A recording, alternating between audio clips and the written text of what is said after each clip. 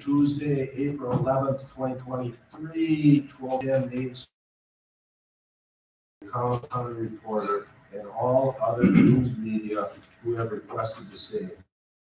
The agenda were available for inspection at the office of the city administrator. The meeting of the committee will hold with the following agenda. Meeting called to order. Mayor Kennedy. Here. Bud Melver. Here. Steve Scott. Here. John Whitcoff. Yep. Patrick Gay. Here. Todd McGrath. Here. Approval of the agenda. We're gonna skip number 8. And has to go to council. Number 6. G is it. So can I get a vote? All in favor?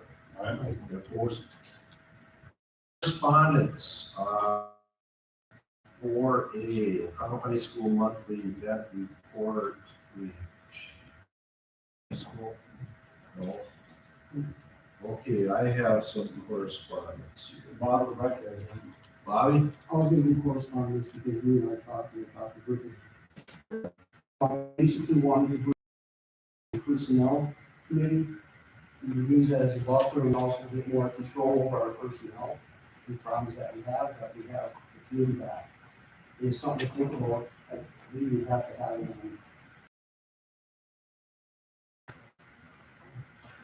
So it would be something on the agenda to look at. It just makes more sense because it's bring back the way the personnel. But if you want to, you can. I mean, financially too, because of the problem. But I just thought for now, maybe because some of the old members decided that was redundant because we would go to personnel and then to the finance before the community hall. You know, we come at 6 o'clock and we all knew what we were talking about. Basically, you had to tell the people that were here, you know, so. As far as I'm concerned, if you want both of them, it's fine with me. My finance and the education.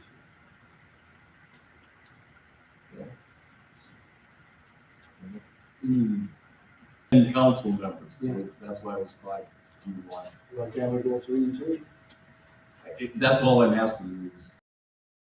First of all, how many, you have to find out exactly how many members are on each committee, whether you want 3 or 5, you have to.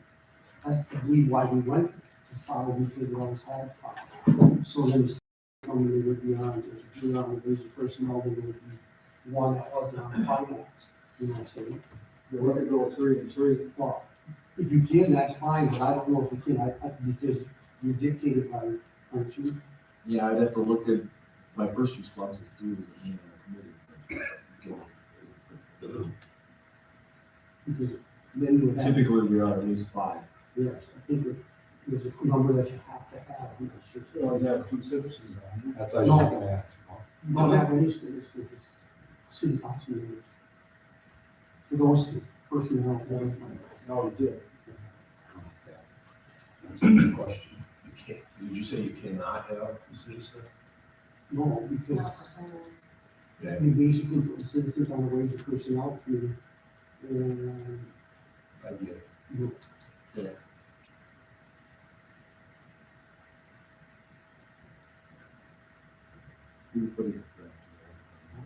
We can put a draft together. you can make, I know, so this is that and all the open. Anything else, Bobby? Is there any other correspondence? I'll go quick here. Received a letter, Dear Tree City USA community member, on behalf of Arbor Day Foundation, I'm thrilled to congratulate O'Connell on earning recognition as a 2022 Tree City USA. Residents of O'Connell should be proud to live in a community that makes the planting and care of trees a priority. Founded in 1976, Tree City USA is a partnership between Arbor Day Foundation, the U.S. Forest Service, and the National Association of State Forests.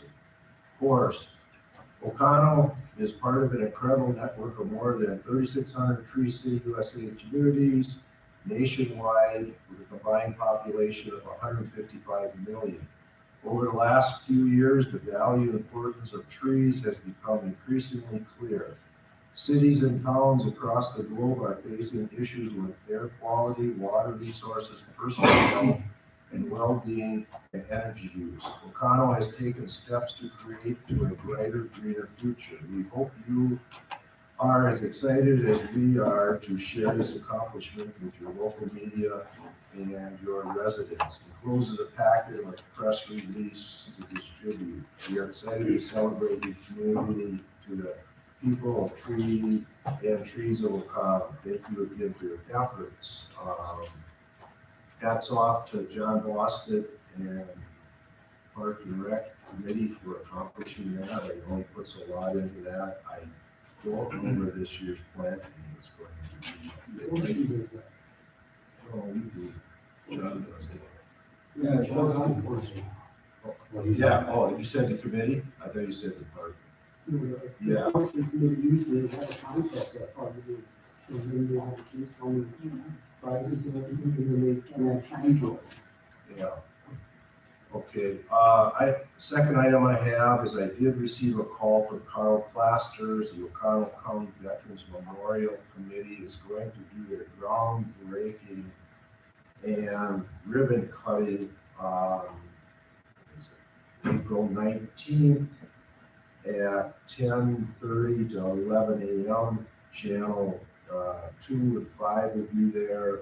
Apparently Mike Gallagher, Elijah Benke, city representative. I'm hoping Steve Stock will step up to the plate since he's out of state. That might be a problem. Let me check. Okay, so they're gonna break ground there. This is where the city park Shannon is going to be relocated. This is good. At first I thought this was a small endeavor. It's not. It's going to recognize every Ocano County veteran that served from Revolutionary War to the present. So this is going to be an attraction in the future. This is complete. Moving on here. On Thursday, April 16th, I attended the Board of Directors for the Ocano County Economic Development Committee over in Gillette. And listen to the speaker, Wisconsin Manufacturer Commerce Wade Goodsell, and what Wisconsin is doing here as a whole. Their goal, and because manufacturing is such a large part of Wisconsin, is look at ways to keep Wisconsin competitive. That's 1/3 of their goal.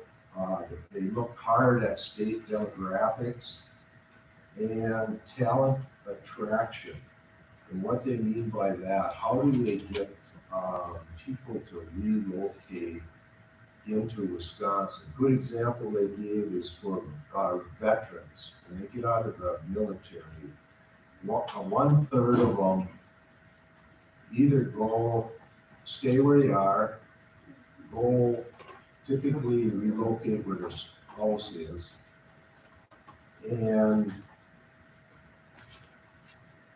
or basically go home, stay where they are, go back to their hometown, and 1/3 go wherever it's most attractive, wherever their jobs are pulling them.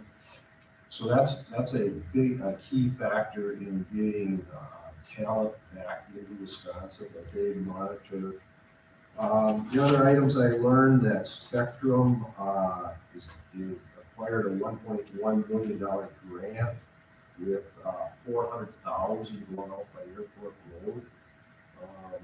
That's going to take place, but the big portion of this was going to go, I call it the black hole when you're on the highway heading south, your cells go dead. About just south of Ocano and down to Little Swamico. That has very, very poor septic. And I showed a coverage. And they showed how that project is supposed to be complete by 2025. So I was excited about that it's moving forward. The other item they covered is, they're seeking a grant to combat the rise of fentanyl coming into, O'Connell County. I'm 100% on board with that. I was happy to hear that. They're moving in that direction. So they also have, which I found interesting, O'Connell County Housing Market Study that they just completed. And this is a housing study and prepared by Bay Lakes Regional Planning Commission. And it's quite well done for the whole county. Some household income by county.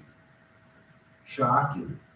The United States, the median household income as an average is just $69,717. For Wisconsin, the median household average is $67,125. For O'Connell County, is at $68,426. Brown County's below that is at 66,000, Lang Lake 53, Marinette 55, Shawano 59,000, Wapaka was 65. Interesting information that I didn't know. Another piece of information is for the O'Connell County. For O'Connell County, manufacturing consists of 24% employment. Now that's the number one in O'Connell County. The number two is educational services, healthcare, and social assistance, which accounted for 20%. And then tied for third and fourth at 10% were retail, trade, and construction. And it goes down. But I do have an extra copy of this I can give to you, or you can go over to Sammy Boucher and Jamie Celine. They have quite a few, but it's you can utilize this in many different ways. Businesses, planning, it's very well done, very detailed. Moving on. Boat launches. Exciting. I'll give you some numbers here for boat launches. In the month of March, there were 148 boat launches that took place. And on the month so far in April, there is 974 launches to date. So year to date is 1,122 launches, but that does not include the seasonal passes. So with that said, this is something that the Harbor Commission that has stated on the boat launches that we will monitor the numbers at the end of it. I know there was a large concern on the increase in fees, but let's look at the number at the end of the year. Now, with that said, from the information that Brittany's crew and ladies are compiling, of the 1,122 launches, 10 different states.